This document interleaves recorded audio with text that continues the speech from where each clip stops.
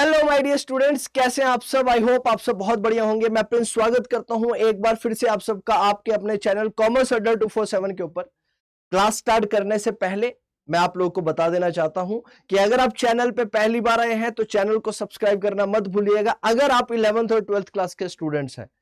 क्यों? क्योंकि एक कॉम्प्रिहेंसिव चैनल है जहां पर आपको बहुत ज्यादा डिटेल में पूरी की पूरी कॉमर्स की प्रिपरेशन करवाई जाती है। जी हाँ, पूरी की पूरी प्रिपरेशन इसी प्लेटफॉर्म के ऊपर आपको देखने के लिए मिलेगी कॉमर्स की। चाहे आपकी 11th क्लास की कॉमर्स है, चाहे वो 12th क्लास की कॉमर्स है, सारे के सारे टॉपिक्स यहां पर इसी चैनल के ऊपर आपको देखने को मिलेंगे बहुत ज्यादा डिटेल में। अगर आप चैनल पे पहली बार आए हैं तो चैनल को लाइक शेयर सब्सक्राइब करना मत भूलिएगा। जी हाँ, आज की इस क्लास के अंदर हम लोगों ने डिस्कस करना है एक इंपॉर्टेंट टॉपिक, और टॉपिक है हमारा methods of calculating national income. एक राष्ट्र की आय को कैलकुलेट करने के लिए हमारे पास क्या क्या मेथड्स हैं। जनरली हमारे पास 3 टाइप के मेथड्स होते हैं और उनमें से एक टाइप का मेथड आज की इस क्लास के अंदर हम लोगों ने बहुत ज्यादा डिटेल में डिस्कस करना है।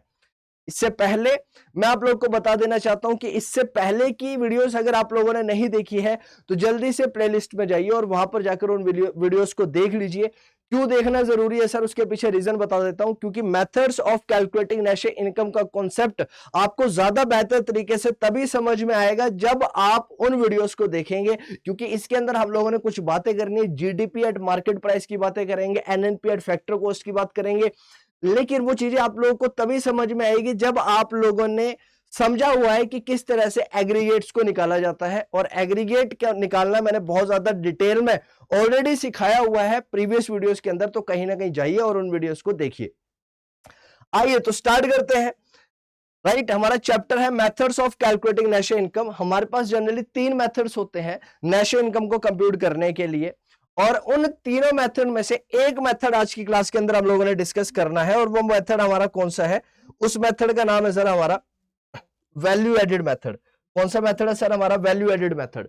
इस मेथड को बहुत ज्यादा डिटेल में डिस्कस करेंगे। तो आइए सबसे पहले देखते हैं इस पूरे के पूरे चैप्टर के अंदर हम लोगों ने क्या कवर करना है।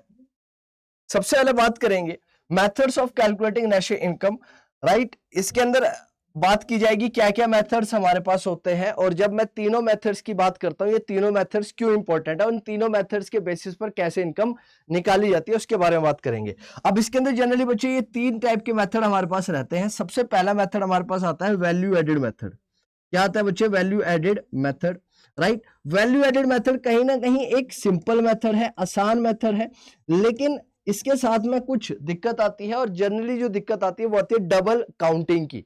राइट, कई बार हम क्या मिस्टेक करते हैं कि नेशनल इनकम को काउंट करते टाइम पर डबल क्या कर लेते हैं, काउंटिंग कर लेते हैं, डबल इंक्लूड कर लेते हैं हम गुड्स को। ऐसा क्यों होता है? गुड्स और सर्विसेज को 2 बार इंक्लूड करने के चांसेस यहां पर रहते हैं, समझेंगे इसको।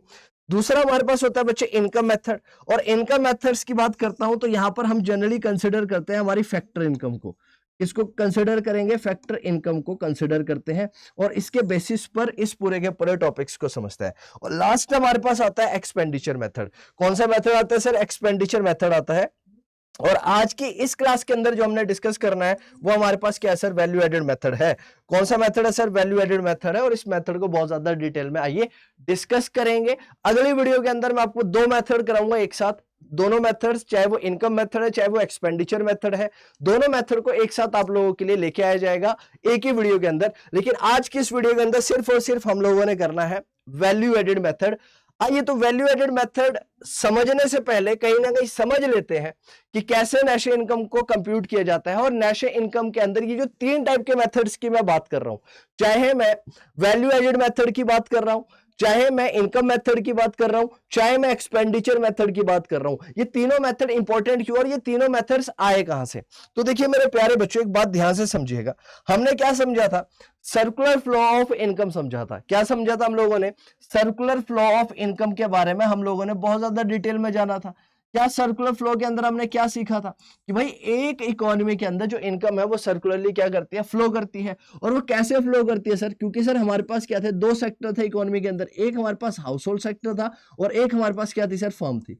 हाउस होल्ड क्या करती थी? फैक्टर सर्विसेज को देती थी, और फैक्टर सर्विसेज के बदले में हाउस होल्ड को क्या पे किया जाता था? फैक्टर इनकम पे की जाती थी। क्या पे की जाती थी, फैक्टर सर्विसेज और फैक्टर इनकम, राइट। इसके बारे में हमने कहीं ना कहीं बहुत ज्यादा डिटेल में समझा था पिछली वीडियोस के अंदर। तो यहाँ पर क्या कहता है बच्चे कि जब मैं सर्कुलर फ्लो मॉडल की बात करता हूं तो ये बताता है, ये रिवील करता है कि नेशनल इनकम जो है उसको 3 एंगल से देखा जा सकता है। जो हमारी नेशनल इनकम है उसको निकालने के लिए हमारे पास 3 अप्रोच है या फिर 3 एंगल्स है, जिन एंगल्स के थ्रू हम देख सकते हैं। सबसे पहले अगर मैं बात करता हूं तो कहता है सबसे पहले मैं देख सकता हूं इसको कैसे, sum total of the value added in the economy. अगर मुझे नेशनल इनकम निकालनी है तो कहता है सबसे पहला तरीका यह है कि हम क्या करें, सम टोटल कर लें। किसका सम टोटल कर लें? जितनी भी वैल्यू एडिशंस हो रही हैं, जितनी भी वैल्यू एडिशन हो रही है एक इकोनॉमी के अंदर, और इसी मेथड को क्या बोला जाता है? वैल्यू एडेड मेथड बोला जाता है। क्या बोला जाता है? वैल्यू एडेड मेथड बोला जाता है। सेकंड बोलता है sum total of the income generated in the economy. और दूसरा तरीका क्या है कि हम जितने भी हमारे पास फैक्टर इनकम है उन फैक्टर इनकम को क्या कर ले, जोड़ ले। क्योंकि जब हमें फैक्टर्स ऑफ प्रोडक्शन से जो फैक्टर इनकम मिली उनको जोड़ने की वजह से जो हमारे पास इनकम आएगी वो हमारी कहीं ना कहीं क्लासीफाई हो जाएगी नेशनल इनकम, राइट।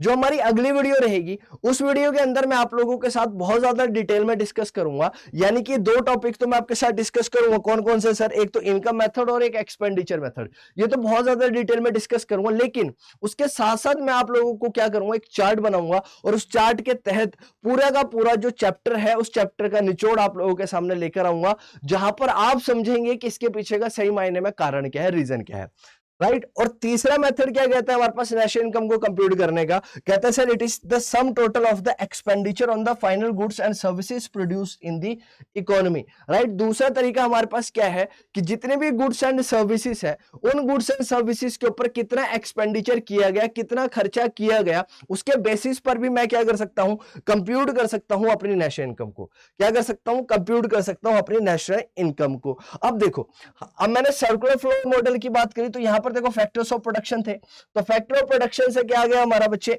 सेकंड वाला इनकम जनरेटेड, कितनी इनकम जनरेट हुई, राइट। दूसरी बात करी एक्सपेंडिचर, तो हाउस होल्ड क्या करता है? हाउस होल्ड के लिए फर्म्स जो है वो गुड्स एंड सर्विसेज बनाती हैं और ये गुड्स एंड सर्विसेज को क्या करता है? कंज्यूम करता है। और जब ये कंज्यूम करेगा तो इसके पीछे क्या करेगा बच्चे? वो एक्सपेंडिचर करेगा। क्या करने वाला है? एक्सपेंडिचर करने वाला है। और उसी एक्सपेंडिचर की बात यहां पर की गई है कि जो एक्सपेंडिचर किया जाएगा उस एक्सपेंडिचर को जोड़ दिया जाए तो उसके बेसिस पर भी हम नेशनल इनकम को क्या कर सकते हैं? कंप्यूट कर सकते हैं। वो बात यहां पर बोली गई है। इसके बेसिस पर मैंने ये बोला कि भाई इस पूरे के पूरे सर्कुलर फ्लो मॉडल के बेसिस पर अगर मैं आप लोगों को समझाना चाहूं तो कहता है कि हमारे पास 3 टाइप के मेथड हो सकते हैं। और वो 3 टाइप के मेथड क्या हो सकते हैं? एक हमारे पास हो सकता है वैल्यू एडेड मेथड, एक हमारे पास वैल्यू एडेड मेथड हो सकता है, एक हमारे पास इनकम मेथड हो सकता है, और एक हमारे पास क्या हो सकता है? एक्सपेंडिचर मेथड हो सकता है। क्या हो सकता है? Expenditure method. तो मेरे प्यारे बच्चों, मैंने क्या समझाया आप लोगों को? आप लोगों ने समझा, सिंपल सी बात आप लोगों ने जानी। क्या जानी? कि भाई अगर मुझे नेशनल इनकम निकालनी है तो नेशनल इनकम को निकालने के लिए मेरे पास 3 मेथड है। एक मेथड हमारे पास क्या है सर? एक मेथड हमारे पास वैल्यू एडेड मेथड है, दूसरा मेथड हमारे पास क्या है सर? एक हमारे पास इनकम मेथड है, और तीसरा मेथड क्या है सर? हमारे पास एक्सपेंडिचर मेथड है। कौन सा मेथड है? एक्सपेंडिचर मेथड है। आगे समझेंगे कि भाई क्या क्या दिक्कतें आती हैं और कौन सा मेथड ज्यादा सुटेबल रहेगा। लेकिन हमने क्या करना है? सारे के सारे मेथड्स को बहुत अच्छी तरह से समझना है ताकि हमें किसी भी तरह की दिक्कत आगे चल के ना देखने को मिले यहां पर। आइए, तो अगर मैं बात करता हूं बेटा, सबसे पहले बात करेंगे वैल्यू एडेड मेथड की। क्या बात करेंगे? वैल्यू एडेड मेथड की। अगर मैं वैल्यू एडेड मेथड की बात करता हूं बच्चे, तो वैल्यू एडेड मेथड को बोला जाता है, या फिर वैल्यू एडेड मेथड का जो दूसरा नाम है वो क्या है बच्चे? प्रोडक्ट मेथड है। तो मेरे प्यारे बच्चों ध्यान रखना, कई बार एग्जाम के अंदर आपको ऐसे ना बोलकर कि भाई वैल्यू एडेड मेथड के थ्रू नेशनल इनकम को कंप्यूट करिए, वो आपको क्या बोल देगा कि भाई आपके पास प्रोडक्ट मेथड है। कौन सा मेथड है? आपके पास प्रोडक्ट मेथड है, और प्रोडक्ट मेथड्स के बेसिस पर आप क्या करिए? नेशनल इनकम को कंप्यूट करिए। तो आप कई बार कंफ्यूज हो जाएंगे कि भाई ये प्रोडक्ट मेथड और वैल्यू एडेड मेथड क्या सेम है? तो आज ध्यान से समझ लीजिएगा कि अगर मैं वैल्यू एडेड मेथड की बात करूंगा या फिर प्रोडक्ट मेथड की बात करूंगा, दोनों का मतलब सेम है और दोनों की वैल्यू सेम रहेगी, यानी कि एक ही बात कर रहा है यहां पर। अब वैल्यू एडिशन का मतलब क्या है, राइट? ध्यान से समझना, what is the basic meaning of value addition. अगर मैं आप लोगों को समझाऊं और मैं आप लोगों को बोलूं that what is the basic meaning of value addition, value addition का मतलब क्या है सर, और वैल्यू एडिशन कैसे निकाली जाती है, राइट? अब ध्यान से समझ लो वैल्यू एडिशन कैसे निकाली जाती है। अब मेरे प्यारे बच्चों ध्यान से समझो, हमारे पास क्या है बच्चे, अगर मान लो हम क्या एक प्रोड्यूसर है, तो प्रोड्यूसर क्या करता है बच्चे, प्रोड्यूसर गुड्स एंड सर्विसेज को बनाता है या नहीं बनाता है सर, बनाता है सर। क्या बनाता है, गुड्स एंड सर्विसेज बनाता है। और जब एक प्रोड्यूसर गुड्स एंड सर्विसेज को बनाएगा, तो एक गुड्स जब फाइनली बनकर तैयार होगी, ध्यान से समझ लो, एक गुड्स जब फाइनली बनकर तैयार होती है, राइट, जब ये फाइनल प्रोडक्ट में बनकर तैयार हो जाए, तो हम क्या करते हैं बच्चे, जनरली फाइनल प्रोडक्ट को क्या करते हैं, कंसिडर करते हैं। किसको कंसिडर करते हैं, फाइनल प्रोडक्ट को कंसिडर करते हैं। लेकिन इस फाइनल प्रोडक्ट को बनाने के लिए क्या चाहिए होता है बच्चे, रॉ मटेरियल चाहिए होता है। क्या चाहिए होता है, रॉ मटेरियल। ठीक है ना, ध्यान से समझ लो, इसको बनाने के लिए क्या चाहिए होता है, हमें रॉ मटेरियल चाहिए होता है, राइट। तो वैल्यू एडेड मेथड क्या बोलता है कि हर स्टेजेस के ऊपर जब तक एक प्रोडक्ट फाइनल गुड्स में कन्वर्ट ना हो जाए, जब तक एक प्रोडक्ट फाइनल गुड्स में कन्वर्ट ना हो जाए, हम क्या करते हैं, उसके अंदर वैल्यू ऐड करते रहते हैं, यानी कि एडिशन करते रहेंगे हम उसके अंदर। एग्जांपल के तौर पर अगर मैं आप लोगों को समझाना चाहूं तो सिंपल सी बात समझिएगा। मान लो मेरे पास ये मोबाइल फोन है, इस मोबाइल फोन को मुझे तैयार करना है, राइट। अगर मुझे इस मोबाइल फोन को बनाना है, तो आप इसको देख रहे हैं कि भाई ये आपके आगे एक मोबाइल फोन है। लेकिन मेरे प्यारे बच्चों, जब इसको बनाया गया तो इसके लिए क्या क्या चाहिए होगा, स्क्रीन चाहिए होगी, कहीं ना कहीं इसके अंदर कैमरा भी इनबिल्ट है, इसके अंदर कहीं ना कहीं बेटा रैम जो डली हुई है, कहीं ना कहीं इसके अंदर रोम है, right, random access memory, read only memory, ये सारे के सारे कंपोनेंट कहीं ना कहीं इसके अंदर है। तो ये सारे के सारे क्या है, इसके लिए इंटरमीडिएट गुड्स है। क्या है, इंटरमीडिएट गुड्स है। तो इन इंटरमीडिएट गुड्स ने क्या करी, वैल्यू ऐड करी, कहीं ना कहीं क्या करी, वैल्यू ऐड करी, और हमारे पास एक फाइनल प्रोडक्ट निकल कर आया। क्या, वो फाइनल प्रोडक्ट हुआ हमारा मोबाइल फोन। क्या है फाइनल प्रोडक्ट, मोबाइल फोन। तो यहां पर वैल्यू एडेड मेथड के अंदर क्या बोलता है कि यहां पर हम क्या करेंगे, यहां पर हम मेजर करेंगे क्या, नेशनल इनकम को। यहां पर हम राष्ट्र की आय निकालेंगे, कैसे, in terms of value added by, किसके टर्म्स में निकालना है, value added by each producing enterprise in the economy during an accounting year. यानी कि जितने भी प्रोड्यूसर हैं एक इकोनॉमी के अंदर, जितने भी प्रोड्यूसर हैं उनके द्वारा कितनी वैल्यू ऐड की गई, कितनी वैल्यू ऐड की गई एक अकाउंटिंग ईयर के अंदर, उसको हमने क्या करना है, इंक्लूड करना है। तो सिंपल से सेंस में अगर मैं आपको बताऊं कि वैल्यू एडेड मेथड क्या है, तो आप बोलेंगे sir it is basically summation. क्या है, ये एक समेशन है, किसका बेटा, सारी की सारी प्रोड्यूसिंग एंटरप्राइजेस का। किसका है, प्रोड्यूसिंग एंटरप्राइजेस का समेशन है, right. It is basically the summation of the producing enterprises, right, जिनके द्वारा जो क्या की गई है बच्चे, वैल्यू ऐड की गई है throughout the economic year और throughout the accounting year. एक अकाउंटिंग ईयर के अंदर जो वैल्यू ऐड की गई है प्रोड्यूसिंग यूनिट्स के द्वारा एक इकोनॉमी के अंदर, उसको इंक्लूड करेंगे हम किसके अंदर, वैल्यू एडेड मेथड के अंदर। और मेरे प्यारे बच्चों ध्यान से समझ लो, इस मेथड को इंडस्ट्रियल ओरिजिन मेथड और नेट आउटपुट मेथड भी बोला जाता है। This is also known as industrial origin method और राइट नेट आउटपुट मेथड। इसके दो नाम है, ये नाम भी याद रखिएगा, कहीं ना कहीं आप लोगों के लिए क्या है, इंपॉर्टेंट है। अब मेरे प्यारे बच्चों, वैल्यू एडेड मेथड से कैसे हम लोग निकालते हैं नेशे इनकम। क्या निकालनी है हम लोगों ने, नेशे इनकम निकालनी है। अब नेशे इनकम कैसे निकाली जाती है, ध्यान से समझ लो। तो सबसे पहले मेरे प्यारे बच्चों हम क्या करते हैं, हम निकालते हैं gross value added at market price. क्या निकालते हैं हम लोग, gross value added at market price. और अगर मैं ग्रॉस वैल्यू एडेड की बात करूंगा तो ग्रॉस वैल्यू एडेड का मतलब क्या है बच्चे, इसको दूसरा नाम बोला जाता है जीडीपी एट मार्केट प्राइस। क्या बोला जाता है ऐसे, जीडीपी एट मार्केट प्राइस भी बोला जाता है। ध्यान से समझ लो, अगर मुझे वैल्यू एडेड मेथड से नेशनल इनकम निकालनी है तो सबसे पहले मुझे क्या करना है, सबसे पहले मुझे ग्रॉस वैल्यू एडेड निकालनी है कि भाई टोटली मेरे द्वारा कितनी ग्रॉस वैल्यू ऐड की गई, कितने प्रोड्यूसर्स के द्वारा ग्रॉस वैल्यू को ऐड किया गया एक इकोनॉमी के अंदर, उसके बारे में बात करेंगे। और जब मैं जीवीए निकालूंगा यानी कि ग्रॉस वैल्यू एडेड निकालूंगा तो उसी को ही मैं क्या बोलूंगा बच्चे, वो क्या है, ग्रॉस डोमेस्टिक प्रोडक्ट है मार्केट प्राइस पर। क्या है वो, ग्रॉस डोमेस्टिक प्रोडक्ट है मार्केट प्राइस पर। सेकंड स्टेप क्या रहेगा मेरा, यहां से मुझे क्या निकालनी है बच्चे, यहां से मुझे निकालनी है डोमेस्टिक इनकम। क्या निकालनी है, डोमेस्टिक इनकम। और अगर मैं डोमेस्टिक इनकम की बात करूंगा तो डोमेस्टिक इनकम कैसे निकलेगी, डोमेस्टिक इनकम निकलेगी बच्चे आपका एनडीपी एट फैक्टर कॉस्ट।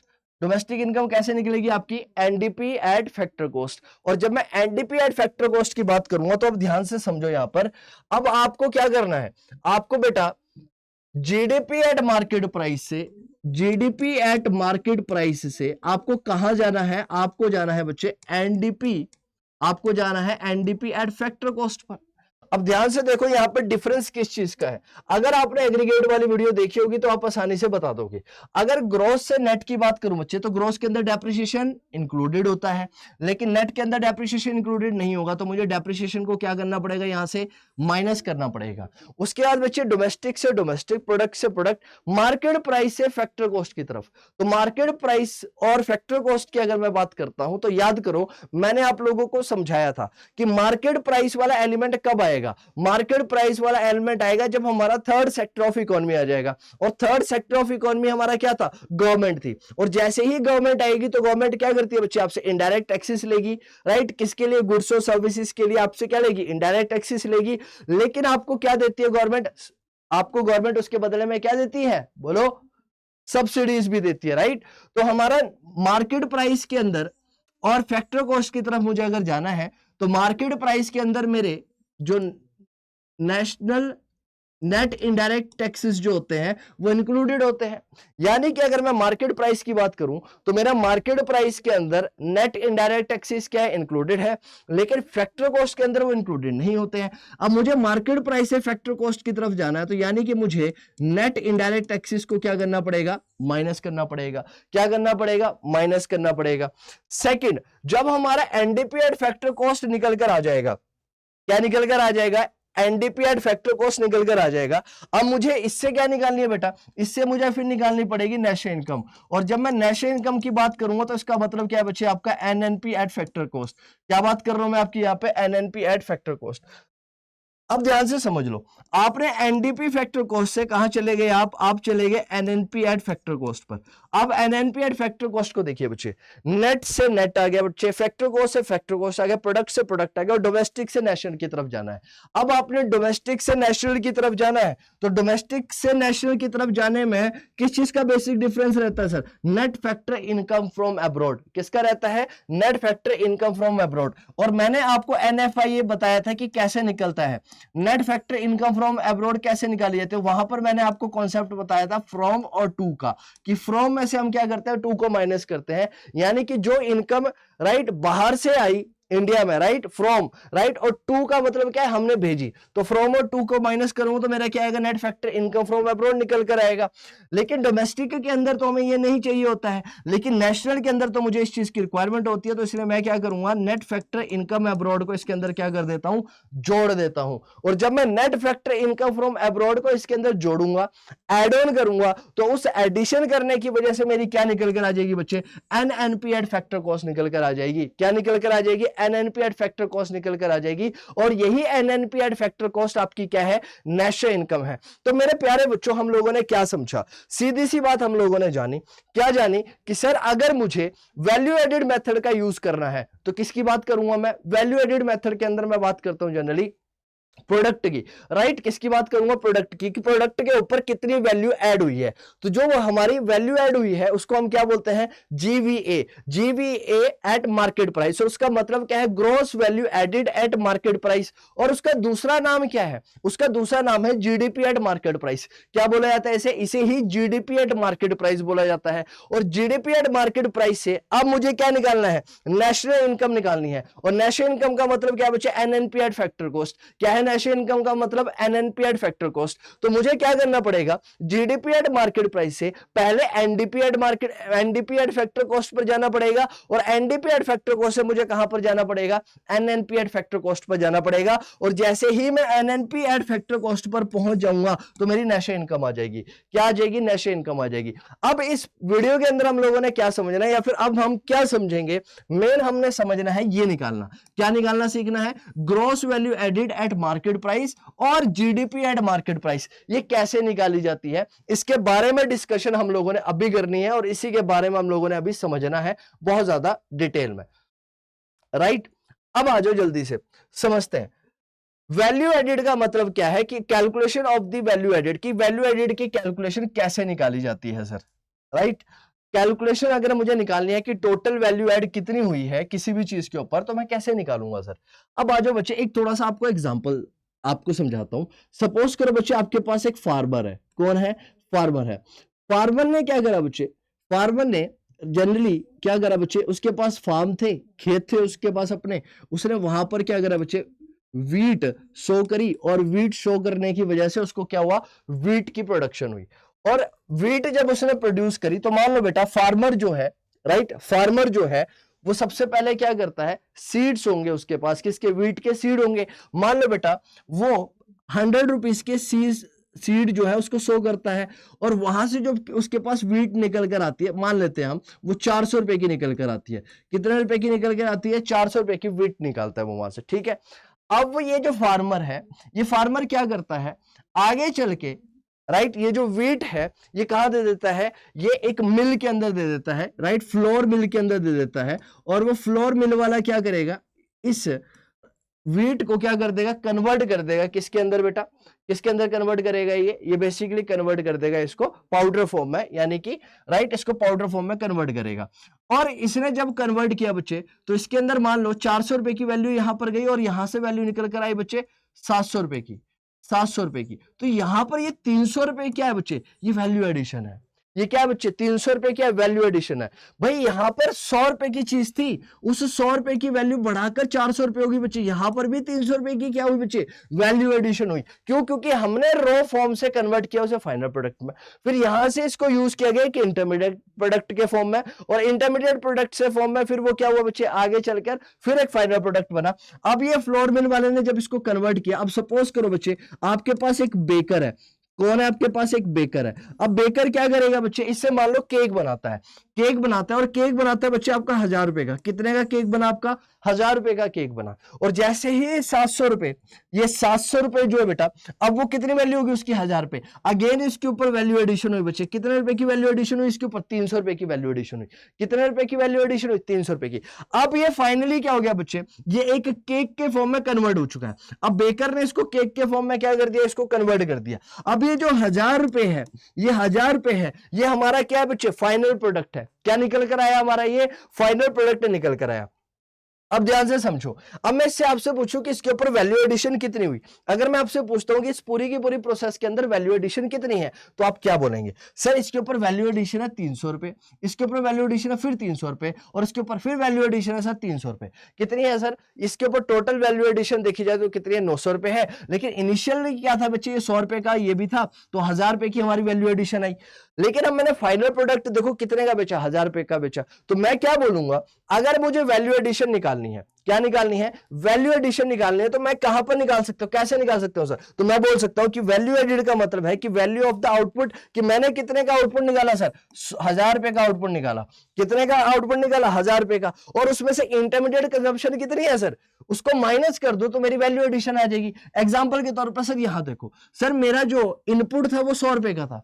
ये इनपुट क्या था? रॉ मटेरियल था। ये रॉ मटेरियल मेरा इनपुट था। यहां से निकल कर आया बच्चे आउटपुट। आउटपुट कितने का निकल कर आया? 400 रुपए का। तो मेरी वैल्यू एडिशन कितनी हुई यहां पर? अगर मैं वैल्यू एडिशन की बात करूं पहले स्टेज के अंदर, तो 400 माइनस 100 रुपए, यानी कि 300 रुपए की वैल्यू एडिशन हुई फर्स्ट स्टेज के अंदर।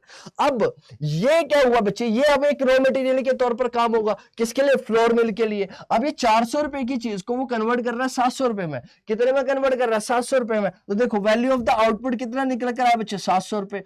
कितने थी इनिशियल वैल्यू उसकी? 400 रुपए। तो बच्चे वैल्यू एडिशन कितने की हुई? 300 रुपए। तो आप वैल्यू एडिशन कैसे निकाल सकते हो? आप सिंपल सी सेंस में बोल सकते हो कि वैल्यू एडेड का मतलब है कि जब मैं वैल्यू ऑफ द आउटपुट को,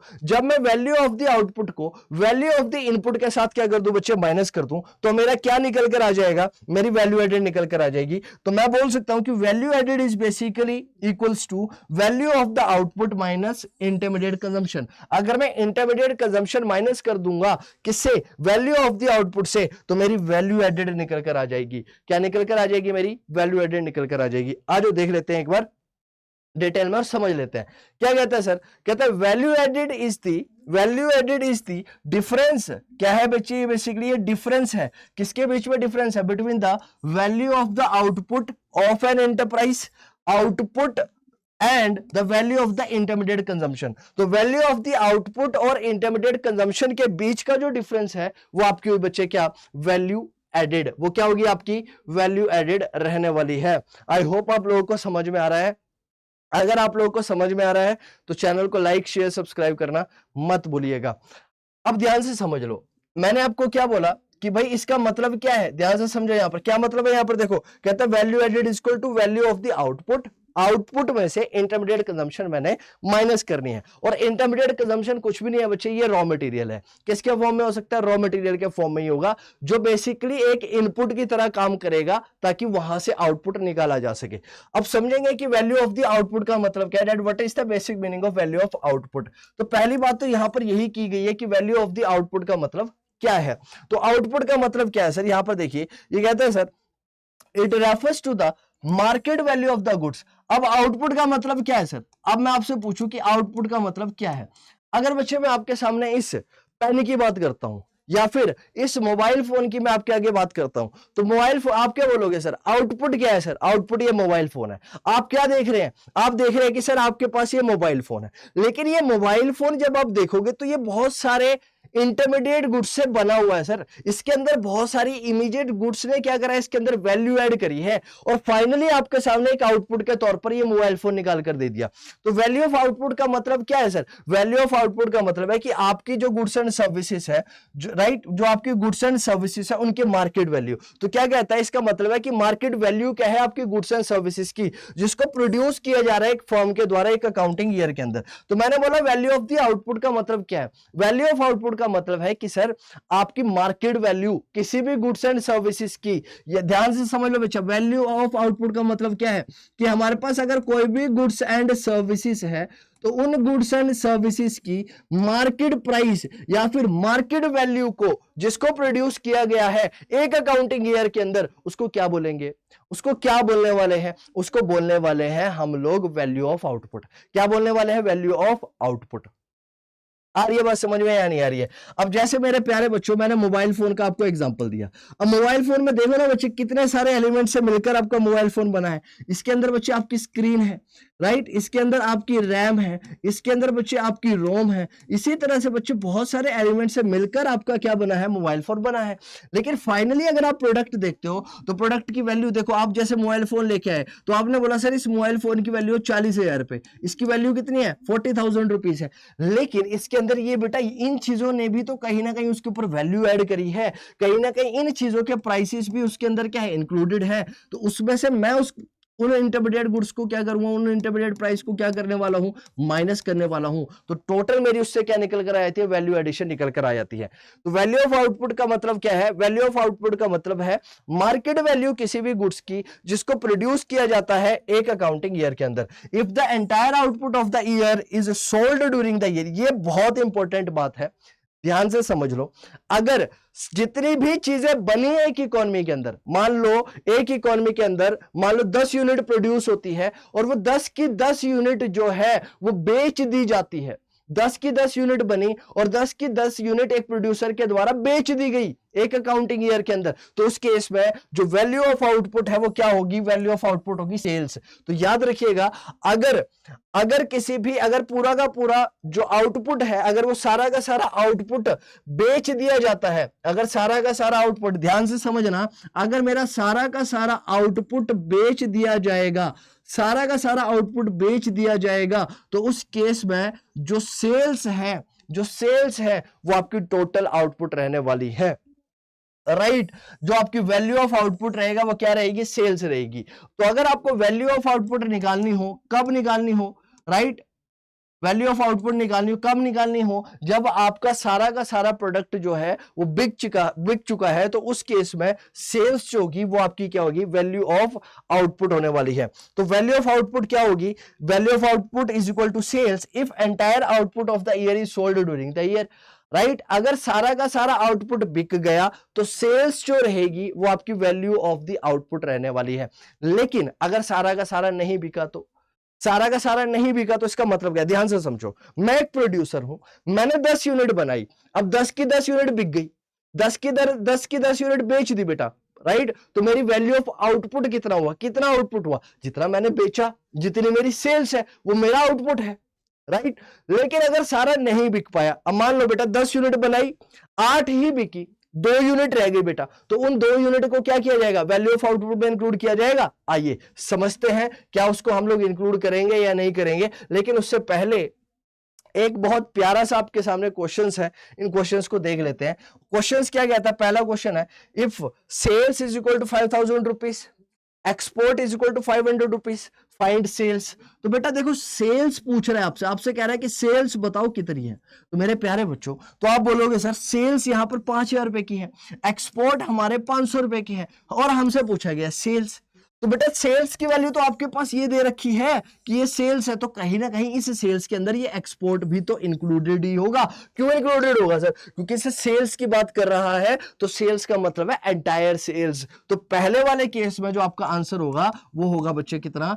5,000। कितना होगा सर? 5,000। अब बात करते हैं यहां पर, अब बात करते हैं सर सेकंड क्वेश्चन की, और बढ़िया तरीके से समझ में आ जाएगा आपको। कहता है सर डोमेस्टिक सेल्स जो है आपकी वो 3,000 रुपए की है। डोमेस्टिक सेल्स कितने की है? 3,000 रुपए की है, और आपने एक्सपोर्ट कर दिया 2,000 रुपए का। अब बताओ आपकी सेल्स कितनी है? अब मेरे प्यारे बच्चों ध्यान से समझ लो, जब मैं सेल्स की बात कर रहा हूं तो सेल्स के अंदर बात करूंगा तो सेल्स के अंदर दोनों ही सेल्स आएगी बच्चे, चाहे वो डोमेस्टिक सेल्स हो चाहे वो हमारी इंटरनेशनल सेल्स हो, राइट? इंटरनेशनल सेल्स है। और ये वाली जो मैं सेल्स की बात कर रहा हूं, इसका मतलब है कि इसके अंदर ऑलरेडी हम एक्सपोर्ट्स को क्या कर चुके हैं? इंक्लूड कर चुके हैं। एक्सपोर्ट्स ऑलरेडी इंक्लूडेड है इसके अंदर, इसलिए मैंने ये एक्सपोर्ट वाला पार्ट इसके अंदर कंसिडर नहीं किया, इसलिए मैंने एक्सपोर्ट को यहां पर नहीं लिया। अब सेकंड क्वेश्चन में देखो, यहां पर डोमेस्टिक सेल्स आपको बोल दी, आपको बोल दिया एक्सपोर्ट 2,000 रुपए का। अब पूछ रहे आपसे सेल्स कितनी है, तो आप बोलोगे सर यहां पर मेरी सेल्स होगी डोमेस्टिक सेल्स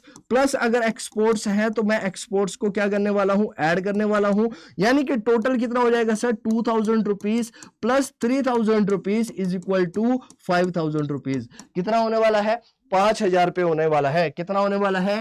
5,000 रुपए होने वाला है। तो इस सिनेरियो के अंदर, किस सिनेरियो के अंदर सर? इस सिनेरियो के अंदर जो मेरी टोटल सेल्स आएगी वो कितनी आएगी? 3,000 rupees plus 2,000 rupees is equal to 5,000 rupees. कितनी सेल्स आएगी? 5,000 रुपीज की सेल्स आने वाली है।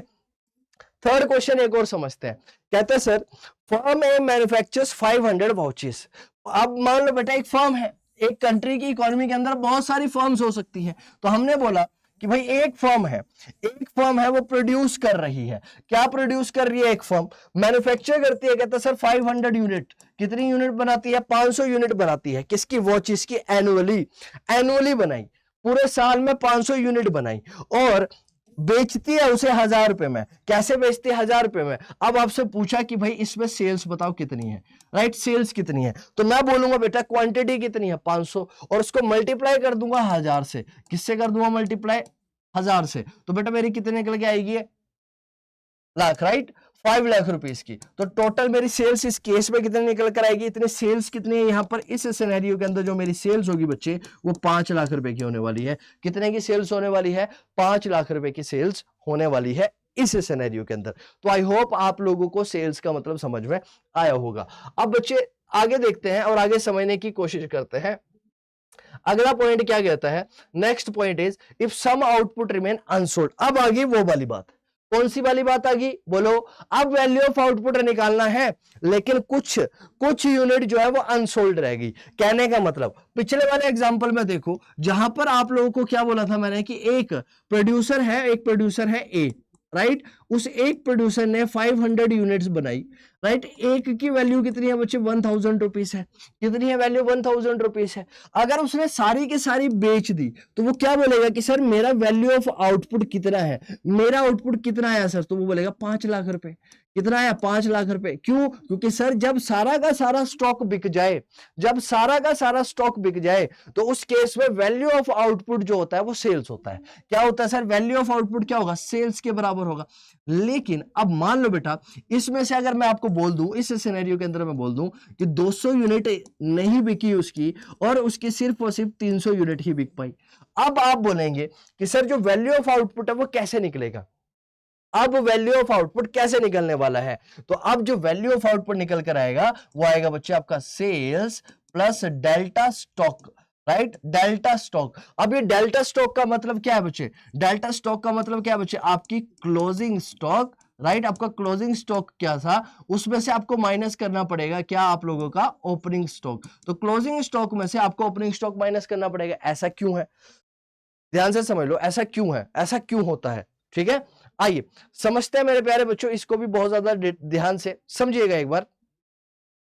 देखिए क्या कहता है, कहता sir if some output remain unsold then it is added to the firm's inventory stock. तो हम इसको किस में ऐड कर देंगे, फर्म की इन्वेंटरी में ऐड कर देंगे। क्यों सर, अब ये प्रोड्यूसर है, 500 यूनिट बनाई, 300 बेच दी, 200 उसके पास रह गई ना, उसके स्टोर हाउस में, उसके वेयर हाउस में ऑलरेडी वो 200 स्टॉक पड़ा हुआ है सर।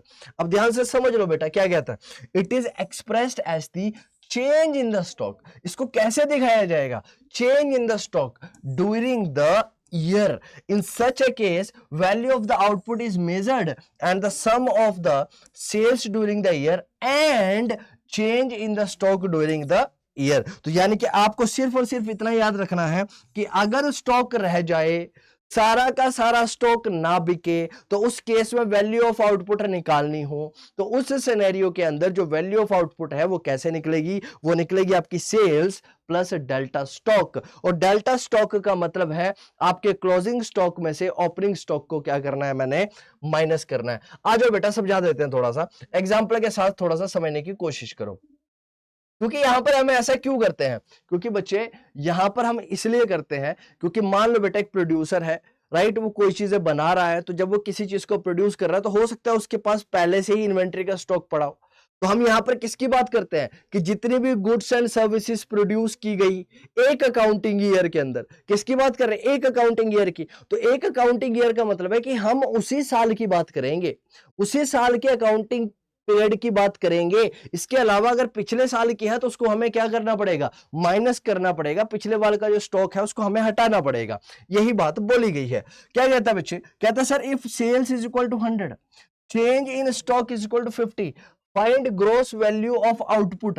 अगर आपसे मैं पूछता हूं कि ग्रॉस वैल्यू ऑफ आउटपुट कितनी है, राइट, वैल्यू ऑफ आउटपुट कितनी है, तो आप क्या बोलेंगे सर, आपने बताया सर कि ग्रॉस वैल्यू ऑफ आउटपुट क्या होगी इस केस में, जब हमारे पास स्टॉक्स हैं तो सेल्स प्लस डेल्टा स्टॉक, क्या होगा हमारे पास, डेल्टा स्टॉक। और सेल्स कितनी है सर हमारी, सेल्स इस सिनेरियो के अंदर बच्चे हमारी 100 रुपए की है, और डेल्टा स्टॉक जो है वो हमारा कितने का है, 50 रुपए का है। तो मेरी जो ग्रॉस वैल्यू ऑफ आउटपुट है वो कितनी निकल कर आएगी, 150 रुपीज निकल कर आएगी। कितनी निकल कर आएगी, 150 रुपीज निकल कर आएगी। ओके सर, कोई दिक्कत नहीं है। अब सेकंड क्वेश्चन देखते हैं, if sales is equal to ₹100। अब कहता है आपका जो सेल्स है वो कितना है, कहता सर जो आपका सेल्स है वो कितना है, कहता आपका जो सेल्स है सर वो 100 रुपए का है, जो आपकी सेल्स है वो 100 रुपए की है। Goods produce for the self consumption, ओहो, अब अपने कंजम्पशन के लिए गुड्स को बनाया, चेंज इन स्टॉक 50 रुपए है, find gross value of the output. अब सर आपने एक चीज तो बता दी हमें कि सर जब मैं ग्रॉस वैल्यू ऑफ आउटपुट की बात करूंगा तो ग्रॉस वैल्यू ऑफ आउटपुट के अंदर मैं सेल्स की बात तो करने ही वाला हूं, लेकिन साथ ही साथ में मैं डेल्टा स्टॉक की बात करता हूं। लेकिन सेल्स तो इसके अंदर हमें दे रखी है, सेल्स कितनी दे रखी है सर, हमें 100 रुपए की दे रखी है, कोई बात नहीं सर, हमने ऐड कर दी। सर इसके अंदर हमें चेंज इन स्टॉक भी दे रखा है, चेंज इन स्टॉक कितना सर, 50 रुपए का है। कितने का चेंज इन स्टॉक, 50 रुपए का। अब सर एक बात बताओ, सर एक बात बताओ, बाकी सारी बातें तो ठीक है, लेकिन आपने ये तो बताया ही नहीं कि कंज्यूमर के द्वारा जो गुड्स खुद के सेल्फ कंजम्पशन के लिए बनाई जाए उसको हमने value of gross value output के अंदर इंक्लूड करना है या नहीं करना है, बताओ। अब खुद सोचो मेरे प्यारे बच्चों, मैं एक प्रोड्यूसर हूं, मैंने 10 गुड्स बनाई, 9 गुड्स को बेच दिया, एक गुड्स को खुद के कंजम्पशन के लिए रख लिया, तो बताओ मुझे क्या मैंने वैल्यू ऐड करी है, नहीं, वो वैल्यू ऐड तो हुई ना, वैल्यू ऐड हुई। क्यों हुई सर वैल्यू ऐड, क्योंकि सर मैंने अगर प्रोड्यूस किया तो कहीं ना कहीं मैंने फाइनल प्रोडक्ट तो बनाया ना। वो बात अलग है कि मैंने उसको अपने लिए निकाल लिया, लेकिन वैल्यू ऐड तो मैंने उसके अंदर करी, और जब मैंने उसके अंदर वैल्यू ऐड करी तो इसको भी कहीं ना कहीं इंक्लूड करना चाहिए या नहीं करना चाहिए सर, करना चाहिए। तो सेल्फ कंजम्पशन भी इसके अंदर आएगा, और इसका आंसर कितना आ जाएगा, 170। कितना निकल कर आएगा, 170 निकल कर आएगा मेरे प्यारे बच्चों। नाउ नेक्स्ट पॉइंट कंसिडर करो, कहता है value of the output of primary primary sector, आपकी एक इकोनॉमी के अंदर 3 सेक्टर होते हैं बेटा, प्राइमरी, सेकेंडरी, टर्शरी सेक्टर। जो आउटपुट प्राइमरी सेक्टर ने दिया बच्चे वो कितना है, 100 रुपए का। जो आउटपुट आपका सेकेंडरी सेक्टर ने दिया वो कितने रुपए का है सर, 50 रुपए का। आपका आउटपुट निकला सर्विस सेक्टर के द्वारा कितने का बच्चे, 20 रुपए का। तो value of gross value output कितना होगा, जो आपका ग्रॉस वैल्यू आउटपुट है वो कितना होगा सर, सिंपल सी बात है सर, 170 रुपए का मेरा ग्रॉस वैल्यू आउटपुट निकल कर आएगा। कितना निकल कर आएगा सर, 170 रुपए का ग्रॉस वैल्यू आउटपुट हमारा निकल कर आने वाला है। इससे हमें फर्क नहीं पड़ता है कि कौन सा सेक्टर प्रोड्यूस करके दे रहा है, हमें बस ग्रॉस वैल्यू आउटपुट निकालना है। तो ग्रॉस वैल्यू आउटपुट का मतलब है कि कितना वैल्यू आउटपुट निकाला गया एक अकाउंटिंग ईयर के अंदर। और एक अकाउंटिंग ईयर की बात कर रहा हूं, चाहे प्राइमरी हो, चाहे सेकेंडरी हो, चाहे टर्शरी सेक्टर हो, तीनों को इंक्लूड हम लोगों ने करते हुए चलना है, तीनों को इंक्लूड करते हुए चलना है।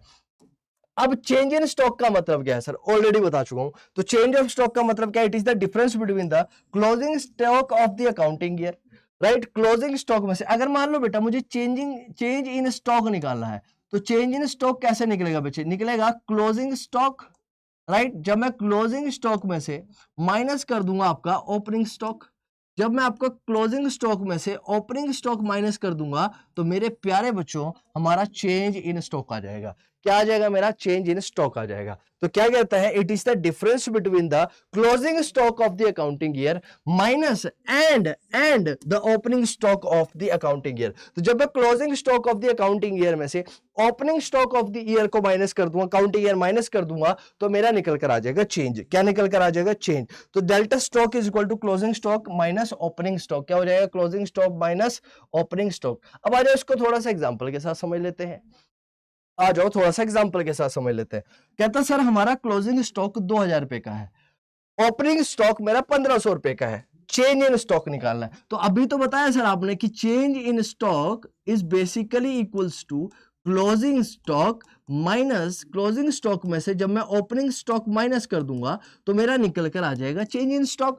अगर मैं क्लोजिंग स्टॉक की बात करूं तो क्लोजिंग स्टॉक मेरा कितने का है, क्लोजिंग स्टॉक मेरा 2000 रुपए का है। और ओपनिंग स्टॉक मेरा कितने का है सर, ओपनिंग स्टॉक मेरा 1500 रुपए का है। अगर मैं चेंज इन स्टॉक की बात करूं तो चेंज इन स्टॉक कितना निकल कर आया, 500 रुपए का निकल कर आया सर। कितना निकल कर आया सर, 500 रुपए का निकल कर आया। सेकंड क्वेश्चन, क्लोजिंग स्टॉक मेरे को 4500 का दे रखा है, ओपनिंग स्टॉक मेरे को 5000 रुपए का दे रखा है। तो चेंज इन स्टॉक कितना हुआ सर, चेंज इन स्टॉक कितना हुआ सर, तो चेंज इन स्टॉक यहां पर देखेंगे तो क्लोजिंग मेरा 4500 रुपए का है और ओपनिंग मेरा 5000 रुपए का है। तो चेंज इन स्टॉक कितना है सर, 500। देखिए सर ये तो माइनस आ गया, ये तो माइनस आ गया। हाँ सर माइनस भी हो सकता है, क्यों नहीं हो सकता सर माइनस, बिल्कुल सर माइनस भी हो सकता है। जो आपका चेंज इन स्टॉक निकल कर आया वो कितना है, -500 है। ओवरऑल आपने हो सकता है कि आपने जो है सामान ज्यादा अपने पास मंगवा लिया हो, यानी कि ऐसा भी हो सकता है कि आपने बेचने की जगह कुछ सामान अपने पास ऑलरेडी बाहर से मंगवा भी लिया हो, ऐसी भी सिनेरियो बन सकते हैं, उसमें कोई दिक्कत वाली बात नहीं है। क्लोजिंग स्टॉक 1500 का है, चेंज इन स्टॉक पूछ लिया। अच्छा चेंज इन स्टॉक पूछ लिया सर, चेंज इन स्टॉक क्या मतलब क्या होता है सर, चेंज इन स्टॉक का होता है sir closing stock minus opening stock, right. क्या होता है चेंज इन स्टॉक का मतलब सर, क्लोजिंग माइनस ओपनिंग। अगर मुझे चेंज इन स्टॉक निकालना है, डेल्टा स्टॉक निकालना है, तो ये कैसे निकलता है सर, ये कैसे निकलता है, क्लोजिंग माइनस ओपनिंग। अगर मैं क्लोजिंग की बात करता हूं तो क्लोजिंग स्टॉक तो मुझे दे रखा है कितने का सर, 1500 का, लेकिन हमें निकालना है डेल्टा स्टॉक, लेकिन हमारे पास ओपनिंग स्टॉक नहीं है। तो ओपनिंग स्टॉक नहीं है तो मतलब 0 है, इसका मतलब चेंज कितना आया, 1500 का आया। सर कितने का चेंज आया, 1500 का है, कोई दिक्कत नहीं है। अब मुझे ओपनिंग स्टॉक दे दिया और चेंज इन स्टॉक बोल दिया। अब ओपनिंग स्टॉक दे दिया सर, अब क्या दे दिया बच्चे, हमें ओपनिंग स्टॉक दे दिया। अब मुझे क्या दे दिया, ओपनिंग स्टॉक दे दिया। अच्छा सर ओपनिंग स्टॉक बोल दिया मुझे कितना है सर, ओपनिंग स्टॉक मेरे पास है 2000 रुपए का। कितने का है, 2000 का मेरे पास ओपनिंग स्टॉक है और क्लोजिंग स्टॉक मेरे को नहीं दे रखा है। तो और मेरे को डेल्टा चेंज पूछ लिया स्टॉक का, तो कितना आ जाएगा, -2000। कितना आ जाएगा हमारा, -2000 आ जाएगा। कितना आ जाएगा, -2000। बोलो बोलो, क्लियर है जी सर, बिल्कुल क्लियर है, कोई दिक्कत वाली बात नहीं है इसके अंदर भी, राइट। ओके अब नेक्स्ट पॉइंट हमारे पास आता है इंटरमीडिएट कंजम्पशन। अब इंटरमीडिएट कंजम्पशन का मतलब क्या है, राइट। अब इंटरमीडिएट का मतलब क्या है बच्चे, मैंने आपको ऑलरेडी बताया कि भाई आपकी ना बच्चे दो टाइप की गुड्स होती है बच्चे, एक आपकी होगी इंटरमीडिएट, एक आपके पास आएगी बच्चे इंटरमीडिएट गुड्स, और एक आपके पास होती है बच्चे फाइनल गुड्स। कौन सी होती है आपके पास, फाइनल गुड्स। आपकी जो इंटरमीडिएट गुड्स और फाइनल गुड्स है ना, इनके बीच में बस एक छोटी सी लाइन है, एक छोटी सी लाइन है। जब आपकी इंटरमीडिएट गुड्स इस लाइन को क्रॉस करके इस साइड चली गई तो फाइनल गुड्स की कैटेगरी में आ जाएगी, फाइनल गुड्स की कैटेगरी में आ जाएगी या नहीं आ जाएगी? जी सर आ जाएगी। तो इंटरमीडिएट गुड्स का मतलब क्या है, राइट? इंटरमीडिएट गुड्स का मतलब बेसिकली हुआ, इंटरमीडिएट का मतलब हुआ बच्चे यहाँ पर आपके रॉ मटेरियल। क्या हुआ बच्चे, यहाँ पर किसको कंसिडर किया जाता है? आपके रॉ मटेरियल्स को कंसिडर किया जाता है। ध्यान से समझ लो, इंपॉर्टेंट है बेटा, ध्यान से समझ लो, इंपॉर्टेंट है। तो क्या कहता है sir? It refers to the value of the non factor inputs, it refers to the value of the non factor inputs all inputs other than factor input, right? इसके अंदर किसको कंसिडर करेंगे? सारे के सारे factors other than, non factor input को include नहीं कर रहा है, राइट? यानी कि लैंड, लेबर, कैपिटल और एंटरप्रेन्योरशिप को इंक्लूड इसके अंदर नहीं करेंगे। क्यों नहीं करेंगे सर? क्योंकि सर ये फैक्टर इनकम के अंदर जाएगा और राइट ये फिर एक्सपेंडिचर मेथड के अंदर इंक्लूड किया जाता है, बताएंगे ऐसे भी। तो रहता है it basically include the value of the raw material used in the process of production. इसके अंदर हम किसको इंक्लूड करने वाले हैं? इसके अंदर हम बेसिकली यूज करने वाले हैं रॉ मटेरियल, जिसको कि यूज किया गया है for the process of production, right? तो यानी कि इंटरमीडिएट गुड्स के केस में हम किसको ऐड करेंगे? रॉ मटेरियल को ऐड करने वाले हैं। इतनी बात क्लियर है? जी सर क्लियर है। चलिए अब आगे समझने की कोशिश करिएगा, अब ध्यान से समझिए यहां पर, राइट? अब जैसे मैंने थोड़ी देर पहले आपको एक एग्जांपल दिया था, किसका एग्जांपल दिया था मैंने आपको? एक मिल ओनर का एग्जांपल दिया था। किसका एग्जांपल दिया था? मिल ओनर का एग्जांपल दिया था। दिया था या नहीं दिया था? जी सर बिल्कुल आपने एग्जांपल दिया था। अब फिर से समझ लेते हैं उसी एग्जांपल को डिटेल में। ये देखो, अब ध्यान से समझ लो, यहां पर, यहां से अगर आप समझोगे तो आपको पूरी की पूरी कहानी समझ में आ जाएगी। देखो बच्चे, आपके पास एक प्रोड्यूसिंग एंटरप्राइजेस है, ये वैल्यू ऑफ आउटपुट है, ये कॉस्ट ऑफ इंटरमीडिएटरी है या फिर इंटरमीडिएट गुड्स है, आपकी कॉस्ट ऑफ इंटरमीडिएट है, राइट? यहां पर आपकी वैल्यू एडिशन है, ये कितनी वैल्यू ऐड हुई। सबसे पहले आपके पास क्या बच्चे? फार्मर है, राइट? फार्मर ने, जैसे कि मैंने आपको समझाया था, सपोज कर लो फॉर एग्जांपल कि फार्मर ने आपकी जो सीड्स हैं, राइट, उसको यूज किया, उसके लिए इंटरमीडिएट है, राइट? और उसके ऊपर उसने क्या करा? 200 रुपए उसके ऊपर ऐड किए, 200 रुपए उसने क्या करा? इनपुट के तौर पर यूज किया, और वहां से जो आउटपुट निकल कर आया बच्चे, वो 600 रुपए का निकल कर आया। तो उसने वैल्यू एडिशन कितने की करी? 400 रुपए की करी। अब ये फार्मर से चलेगी आपकी वीट कहां पर? फ्लोर मिल वाले के पास। और फ्लोर मिल ने क्या करा? इन वीट को लिया, 600 रुपए की ये वीट ली, इसके ऊपर उसने क्या करा? इसको क्रश करा, राइट? इसको क्या करा? पाउडर के फॉर्म में कन्वर्ट किया। तो इसके ऊपर इसने क्या करी? वैल्यू ऐड करी 600 रुपए की चीज को, अब उसको वैल्यू बढ़ाकर उसने कितने की कर दी? 800 रुपए की कर दी। अब फ्लोर मिल से वो कहां गई? बेकर के पास गई। अब बेकर को कितने की गई बच्चे? 800 रुपए का गया, इसके ऊपर इसने वैल्यू ऐड करी, कितने की कर दी? इसे 1000 रुपए, कितने की वैल्यू ऐड करी? 200 रुपए की वैल्यू ऐड करी। बेकर से फिर वो शॉपकीपर के पास गई, राइट? शॉपकीपर के पास गया, अब ये केक जो भी है बन के, अब उसने क्या करा? 1000 रुपए के फॉर्म में लिया और उसने वैल्यू ऐड करके इसको कितने का बेचा? 1200 रुपए का बेचा। कितने का बेचा? 1200 रुपए का बेचा। अब ध्यान से समझ लो बच्चे, मेरी बात को बिल्कुल ध्यान से समझना। अब दिक्कत क्या होती है? दिक्कत कई बार ऐसी होती है कि जब हम नेशे इनकम काउंटिंग करते हैं, तो नेशे इनकम काउंटिंग करते टाइम पर, नेशे इनकम काउंटिंग करते टाइम पर हम इसको इंक्लूड करते हैं, राइट? और कई बार हम क्या करते हैं, राइट, इसको इंक्लूड करना चाहिए हमें, राइट? तो हम क्या करते हैं? इसको भी इंक्लूड कर लेते हैं और इसको भी इंक्लूड कर लेते हैं। ये गलत बात है। और यहां पर फिर क्या आ जाती है? यहां पर आती है कॉन्फ्लिक्ट, और यहां पर क्या हो जाती है बच्चे? आपकी डबल काउंटिंग हो जाती है। क्या हो जाती है आपकी? यहां पर डबल काउंटिंग हो जाती है। डबल काउंटिंग क्यों हुई सर? देखो ना सर, देखो, ये 2600 रुपए का जो आपका इंटरमीडिएट गुड्स है, ये ऑलरेडी आपका एक माल है, राइट? ये आपका क्या है बच्चे? ऑलरेडी गुड्स, ये इंटरमीडिएट रॉ मटेरियल है। ये क्या है बच्चे? आपका ये रॉ मटेरियल है, राइट? तो ये रॉ मटेरियल अगर आप ले रहे हैं, तो इस रॉ मटेरियल को भी कहीं ना कहीं, जब ये फाइनल वैल्यू ऑफ आउटपुट निकल कर आई, तो इसके अंदर ये रॉ मटेरियल ऑलरेडी कहीं ना कहीं इंक्लूडेड होगा, कहीं ना कहीं ये इसके अंदर ऑलरेडी इंक्लूडेड होगा मेरे प्यारे बच्चों। तो ये जो वैल्यू ऐड आई है, देखो ये वैल्यू ऐड कितने की हुई? 1000 रुपए की हुई है। तो इस वैल्यू एडिशन को या फिर इस वैल्यू एडिड को हमने ऑलरेडी क्या कर रखा है? इसके अंदर इंक्लूड कर रखा है या नहीं कर रखा है? कर रखा है या नहीं कर रखा है? जी सर, बिल्कुल कर रखा है, राइट? तो यहां पर अगर मैं आपसे पूछूं कि भाई टोटल वैल्यू एडेड कितनी है, अगर मैं वैल्यू एडेड मेथड की बात करूंगा, अगर मैं आपसे पूछूं कि टोटल वैल्यू एडेड कितनी है, तो आप बोलोगे सर वैल्यू एडेड है हमारी 400, 200, 600 रुपए, 800 रुपए और ये 1000 रुपए। ये 1000 रुपए मेरी क्या है? वैल्यू एडेड है। और जब मैं इस वैल्यू एडेड की बात करूंगा तो इसी वैल्यू एडेड को क्या बोल दूंगा मैं? Gross value added at market price, और इसको मैं बोल दूंगा जीडीपी एट मार्केट प्राइस। क्या बोल दूंगा इसे? GDP at market price. और अब आप लोगों को पता है मुझे चाहिए नेशनल इनकम, और नेशनल इनकम क्या होती है बच्चे? NNP eight factor cost. National income क्या होती है? NNP eight factor cost. तो क्या अब आप लोग, जब आपके पास वैल्यू एडेड आ जाएगी तो क्या वहां से आप ग्रोस आप net national product at factor cost नहीं निकाल सकते? जी सर, निकाल सकते हैं, हमें किसी भी तरह की समस्या उसको निकालने में नहीं आएगी। अब इससे क्या होता है, मैंने आपको बताया प्रॉब्लम ऑफ डबल काउंटिंग आती है, राइट? क्या आती है? प्रॉब्लम ऑफ डबल काउंटिंग आती है। हम क्या करते हैं, दोबारा दोबारा इंटरमीडिएट को भी इंटरमीडिएट को भी ले लेते हैं और फाइनल को भी ले लेते हैं, तो इससे क्या होती है? डबल दिक्कत आती है डबल काउंटिंग की। अब कैसे अवॉइड किया जाए? सबसे पहले समझते हैं डबल काउंटिंग का मतलब क्या है। It refers to the counting of the value of the same product more than once, right? एक ही प्रोडक्ट की वैल्यू को हमने क्या करा? बार बार इंक्लूड कर लिया, राइट? उसको बार बार मैं क्या कर रहा हूं? इंक्लूड कर रहा हूं।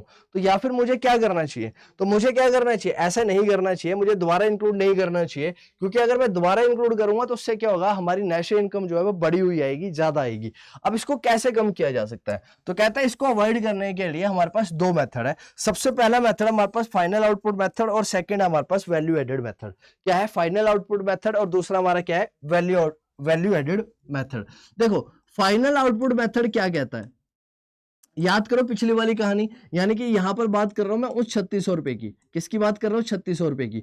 तो कहता है सर या तो मैं जब बात कर रहा हूं तो या तो मैं बच्चे वैल्यू एडेड मेथड की बात कर रहा हूं, राइट? या तो मैं किसकी बात कर रहा हूं? फाइनल आउटपुट मेथड की बात कर रहा हूं। तो फाइनल आउटपुट मेथड के अंदर क्या कहता है कि सर फाइनल आउटपुट मेथड के अंदर कहेगा कि आप इस 3600 रुपए को ले लो, आप सिर्फ और सिर्फ इस 3600 रुपए को इंक्लूड कर लो। क्यों? बाकी सब छोड़ दो, पीछे क्या हुआ, क्या ऐड हुआ, क्या उसमें सब्ट्रैक्ट हुआ, कहां पर उसमें कितनी वैल्यू एडिशन की गई, कहते हैं इस कॉन्सेप्ट को भूल जाओ। कितना लेना है कितना नहीं लेना है हमें नहीं पता। यानी कि ऐसा समझ लो, मैंने आपको बताया था इंटरमीडिएट गुड्स के बीच में और रॉ मटेरियल गुड्स में एक क्या होती है? बहुत ज्यादा एक फाइन सी लाइन है। ये एक फाइन सी लाइन है। तो हमने क्या करा? इसको छोड़ दिया। हमने क्या करा? इस रॉ मटेरियल, इस फाइनल गुड्स को क्या कर लिया? फाइनल गुड्स को क्या कर लिया? कंसिडर कर लिया, और इस फाइनल गुड्स का जो प्राइस लास्ट में निकल कर आया 3600 रुपए, उसको इंक्लूड करा। और जब मैंने इसको इंक्लूड करा तो इसके अंदर कहीं ना कहीं ये ऑटोमेटिकली इंक्लूडेड होगा या नहीं होगा? बताओ।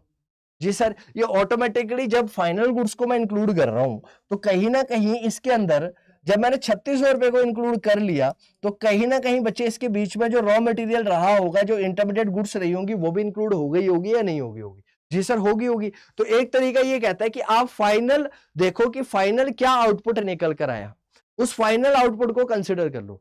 बाकी कहता है सब कुछ छोड़ दो, राइट? उसके पीछे कितना वैल्यू ऐड हुई, क्या वैल्यू ऐड हुई, क्यों वैल्यू ऐड हुई, वो भूल जाओ, वो हमें नहीं चाहिए। बस आप क्या करो? फाइनल गुड्स को ले लो। सेकंड क्या कहता है? सेकंड कहता है value added method. Value added method क्या कहता है? याद करो, वो 1000 रुपए। किसको कहता है? वो 1000 रुपए कहता है उसके ऊपर जो वैल्यू ऐड हो रही है ना, आप उस वैल्यू ऐड को ले लो, राइट? कहता है बाकी चीजों को छोड़ दो, उसके ऊपर जो वैल्यू ऐड हो रही है उस वैल्यू को कंसिडर कर लो। तब भी आप क्या कर लोगे?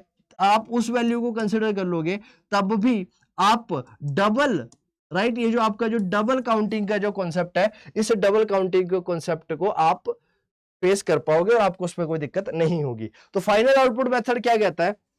In this only final goods and services are included in the estimation of the GDP। यानी क्या कहता है कि फाइनल गुड्स एंड सर्विसेज को लो sir, final goods and services का प्राइस देखो और उसको लो और उसी को इंक्लूड करो। उसकी इंटरमीडिएट का जो रास्ता है, उसके बीच का जो रास्ता है, उसको छोड़ दो सर, वो हमारे काम का नहीं है। और वैल्यू एडेड मेथड क्या कहता है? कहता है sum total of the value added by all the producing unit within the domestic territory. यानी कि आप क्या करो? जितने भी सम टोटल कर लो, जो भी वैल्यू ऐड की गई है प्रोड्यूसिंग यूनिट के द्वारा डोमेस्टिक टेरिटरी के अंदर, एक कंट्री के अंदर, उसको कंसीडर करना है आपने जीडीपी को निकालते टाइम पर।